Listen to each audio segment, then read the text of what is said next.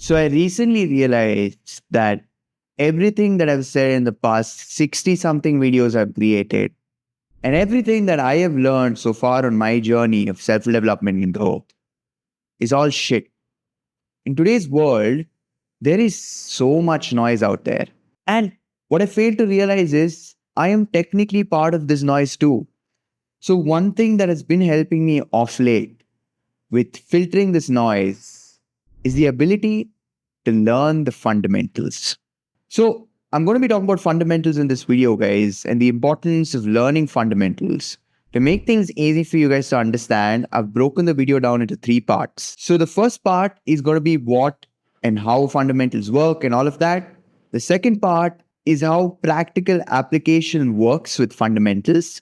And the third part is niche, something that is hugely argued in today's world. So, to start off with, fundamentals are developed when they're true to an individual. You can go over the internet and look what are fundamentals and try to get an idea of how they work.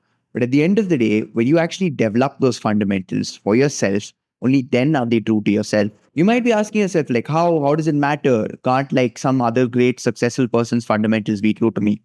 You see, the problem is circumstances are different for everybody, no matter from where they are, what they're doing, how similar they are to anybody. Like you could be the same person as your neighbor, raised in the same sort of family, eating the same food, but still there will be at least 100 factors that probably different for you. So no matter how many successful people that I've read, no matter how many videos or podcasts I've heard about people that made it, at the end of the day, one, there's obviously a lot of luck involved, but two, there's a lot of like fundamentals that are true to me that are not true to them. And that has developed for me over the years. So how I got here or how I developed these fundamentals, one of the ways is basically questioning everything, right? Like before when I was growing up, I remember I would hear somebody say something like, yeah, you need to do this, this, and this, and then you can probably make it far in life. And I'd be like, okay, yeah, that makes a lot of sense. You know what? Let's start doing that. But off late, I've realized, obviously growing up, developing my own personality, a lot of what some people say, I don't agree with. So I've been questioning like a lot of things. I'm like, you know what is like, is that really true? Is that true to me? Can that be really practical for me? And another thing that I've also realized is don't question to prove somebody wrong. Like I did this a lot as a kid, right? When a teacher would be teaching something in class. In fact, I have this one really funny story where there we had this teacher, Gayatri ma'am, her name was, and she was teaching us history.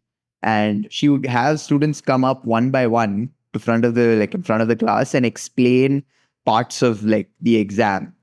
And her theory was that when the exam would come closer, we would know that, okay, when a question would come up like this, we would know that, okay, this friend of mine taught me this. And immediately we'd be able to answer. But I just like, being the fool that I was, I wanted to prove her wrong. And I was like, ma'am, won't it be easier if you just teach everything? That way, like whichever question comes in my mind, I know that, okay, ma'am taught me this. And everybody started laughing in the class and all of that. But the whole reason I did that was just to prove her wrong. So now I've realized that's obviously a waste of time. I've started questioning that even, like, why am I doing that? And more often than not, you're just wasting time. So you're not trying to prove anything with these questions, but it's just to get a better understanding of things and actually come down to the why of what things are. And through that, what started to happen is something really crazy. I've started to develop judgment. Now, whether this judgment is the right decision or the wrong, I think only in hindsight it'll make sense. But a lot of times when somebody asks me something, I'm able to draw conclusions for myself. Not because Naval Ravikant does things this way. And speaking of which, like this whole idea is from Naval Ravikant. It's something that I've questioned a lot, but he says it in a lot of videos, right? He keeps stressing on the fact that in your 20s, you need to develop judgment. Somebody like Warren Buffett, this is again something that he speaks about. Somebody like Warren Buffett is so successful. And if he were to lose everything, there would still be hundreds of millions of people in the world that would be willing to give him anything that they have for him to like reinvest and do his thing again because he has developed judgment. Now, the second part of this video is learning fundamentals through practical applications, and only then is when it is. See, it's very simple, guys. Somebody tells you to do something. That person has lived in a different world. speaks a different language, is from a different home. So the odds of you having the same success rate while you do the thing that he said are very slim. So fundamentals are fundamentally meant to be developed only when you try, and whether it works out or it does not. And these fundamentals will keep evolving. Like towards the end of the year, I reviewed my videos for the past year so that I could like better things and, make things a little bit more efficient and all of that. And a lot of what I said in a lot of those videos are not true to me today. So these fundamentals are meant to be evolved. Obviously, there are few core fundamentals that you could really say true to. But I just feel like being adaptable is one of the best ways to become or improve your odds of becoming successful. Just know that these fundamentals will keep growing and changing as you do. Another thing that I've been doing recently a lot is I've been reading a lot of Stoics, right? I've got Nietzsche and Machiavelli, Kafka, all of these beautiful writers, literature, philosophy, all of these different things. And what I've realized is the way that they function and the way that the clarity of thought that they had, simply because of the lack of distractions that they had in their generation, is such a strong reason for us to learn fundamentals from them. Even a lot of our previous generations, for that matter, like in terms of design, in terms of marketing, although the technology or the medium through whatever we're doing, all of these things is different right now. Like marketing, for example, social media marketing did not exist 20 years ago. But that does not mean people from 20 years ago do not have fundamental principles in there that can be very well applied to social media marketing. And that's simply because there are certain fundamentals that will stand the test of time. Another point is in the real world, with practical fundamentals, mugging shit is of no help. Like, I know the system has programmed us to read a lot, by heart a lot, mug it, memorize it. Fortunately for me, I always sucked at it, so I never even tried. But that is not going to work in the real world. I remember this one year, again, same Gayatri ma'am itself, she taught us history, right? And every semester, every exam, our paper would be out of 25 marks. I would barely score like 11, 12, I think 15 and max.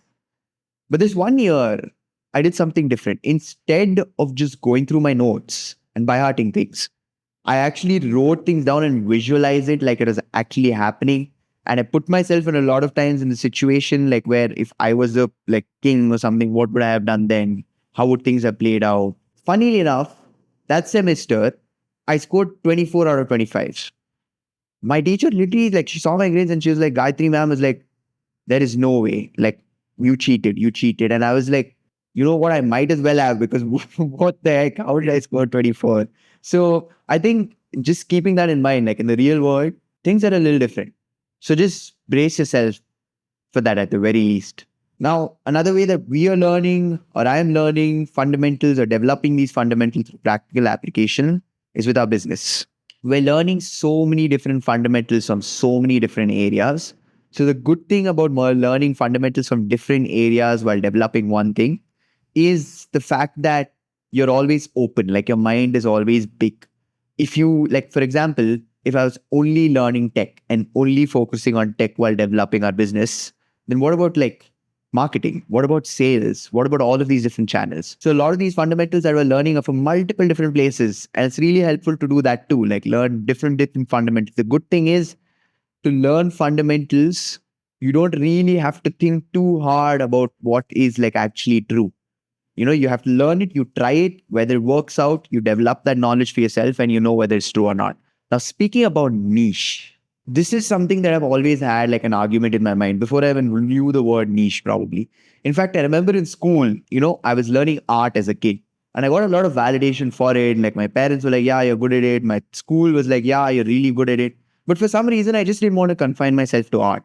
I thought that there has to be more to life than just art. Like, although I like art, I enjoy it, it's very therapeutic even now, but there's got to be more. And at the same time, what I'm doing with this business, what I want to do long run, like what long term, whatever the bigger vision is, with all of those ideas, sticking to a niche is not going to help.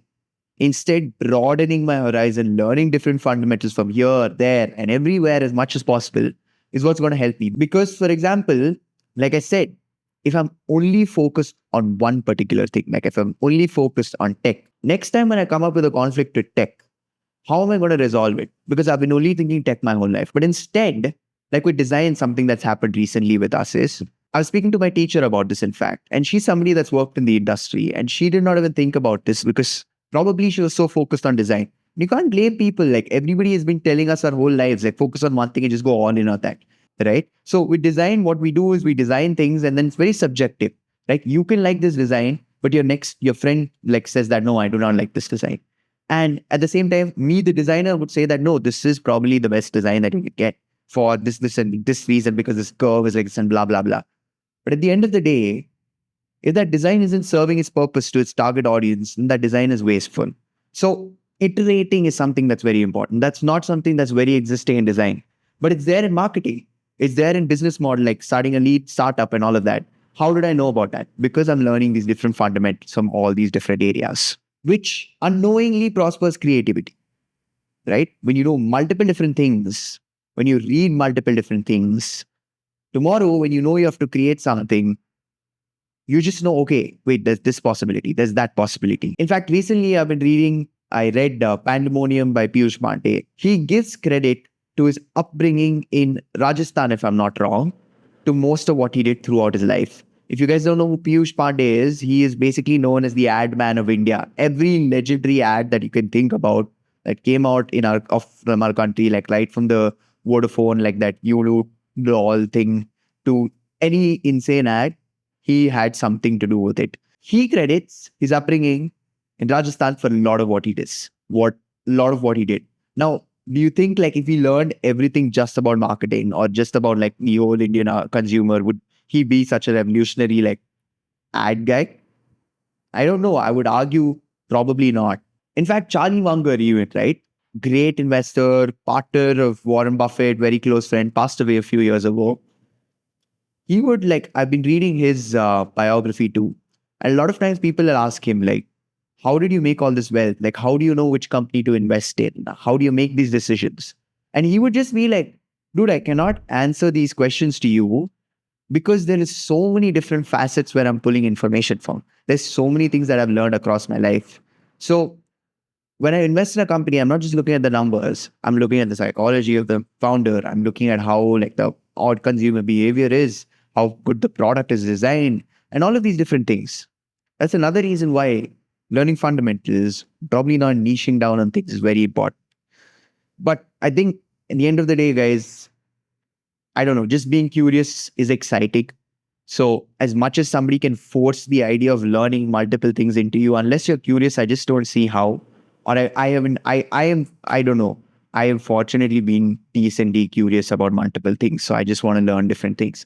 But if you are somebody that you have learned just one thing for your entire lives, then go ahead and comment down below, like, how do you plan on tackling this? Because I don't know, it could be helpful for others that probably struggle with that. And yeah, that's my piece on fundamentals, guys. I hope you guys gained some value from this video.